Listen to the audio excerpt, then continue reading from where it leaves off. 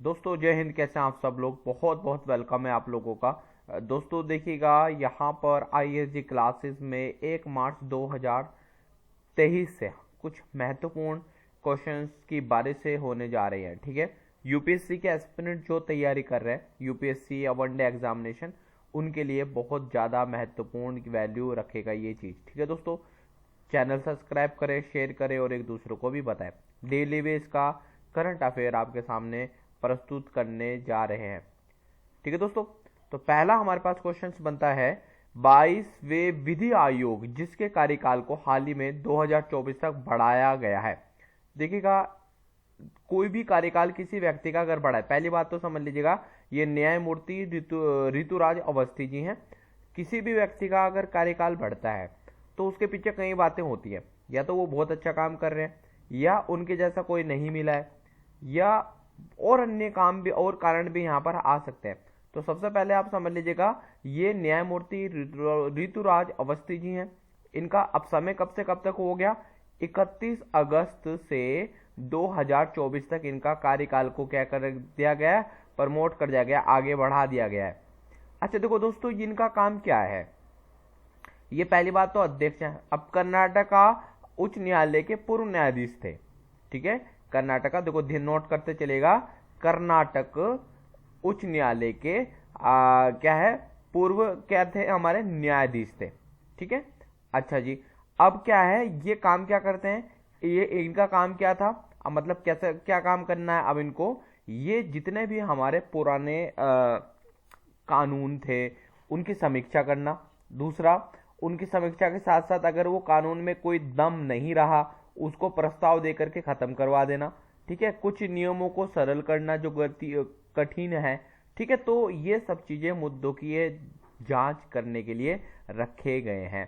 कोई डाउट इसमें आप लोगों को बच्चों? तो अगर डाउट है तो दैट मीन्स तो कोई प्रॉब्लम नहीं है। ठीक है, आप चैनल सब्सक्राइब कर लो। ठीक है, फिर उसके बाद शेयर भी कर देना बच्चों। ठीक है, एक दूसरे तक को पहुंचा दिया करो। अब देखो यहाँ पर मैंने इसको इंग्लिश में लिख दिया है, who is the chairman of the 22, ठीक है, law of commission whose term was recently extended till 2024। Answer justice Rituraj Awasthi ji हैं। ठीक है, ये तो आप लोगों को पता ही चल गया है। नेक्स्ट हाल ही में देखिए है, अगला क्वेश्चन क्या है दोस्तों? हाल ही में एक खबर रही है, ठीक है, रेडियो कैनाल स्केटवे। ठीक है, रेडियो कैनाल स्केटवे है क्या दोस्तों? इतनी चीज आप समझ लीजिएगा दोस्तों। सबसे पहले क्या बात कर लेते हैं, ये बना हुआ कहाँ है?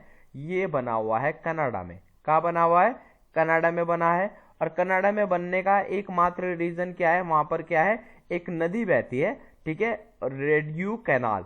ठीक है, तो ये रेडियो कैनाल नाम की एक नदी है, उसके आसपास क्या है, ये बनाया गया। लेकिन दोस्तों ये बनाया था, परंतु अच्छा टाइमिंग क्या है इसकी? टाइमिंग कब बना था? 1971 में ये बन के तैयार हो गया था।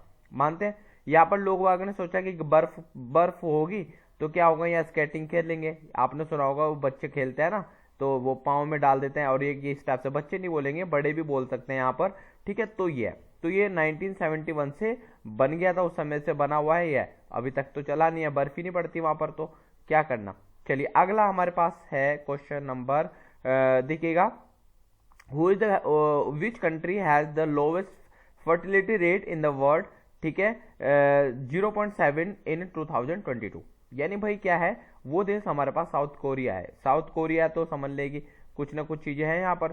साउथ कोरिया है, तो दोस्तों क्या है, यहाँ पर जो प्रजनन दर है यानी फर्टिलिटी जो रेट है ना, वो क्या है, दो चीजें देखो। 2022 की बात करेंगे हम, 2021 की बात अगर हम करते हैं, ठीक है, 2021 की अगर हम बात करते हैं, 2022 में क्या है भाई, नॉर्मली अगर हम बात कर लेते हैं कि कोई भी देश है जहां पर लोगों की जनसंख्या कम होती जा रही है, ठीक, तो उसके रीजन क्या होंगे? या तो वहां पर बच्चों को जन्म ही नहीं दिया जा रहा होगा, ठीक है, और या वहां पर उतनी सहूलियत नहीं है। 2021 की बात अगर करते हैं तो 0.81, ये देखिए पढ़ना इसको, 0.81, ठीक है, से घट करके 2022 में 0.78, इतना अंतर आ गया।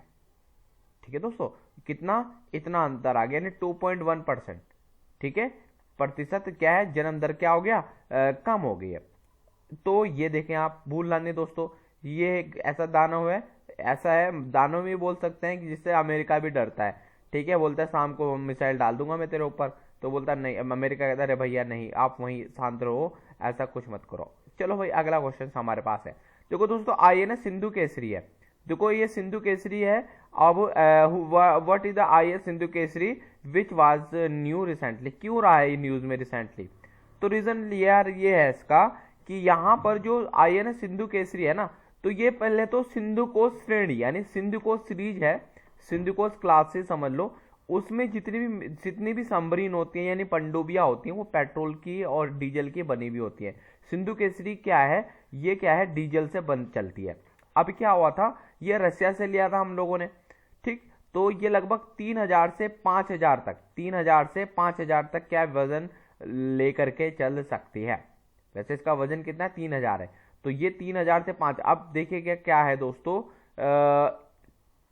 अगर ये टन की बात हो रही है, किलो की बात नहीं हो रही है, 3000 टन, ठीक है, किलो नहीं, मैं गलत लिख दिया, ठीक है। तो अब ये क्या है, कुछ खराब हो गई थी, इसको क्या है रशिया में भेजा गया, वहां ये बन करके तैयार होकर दोबारा से भारत में आई है।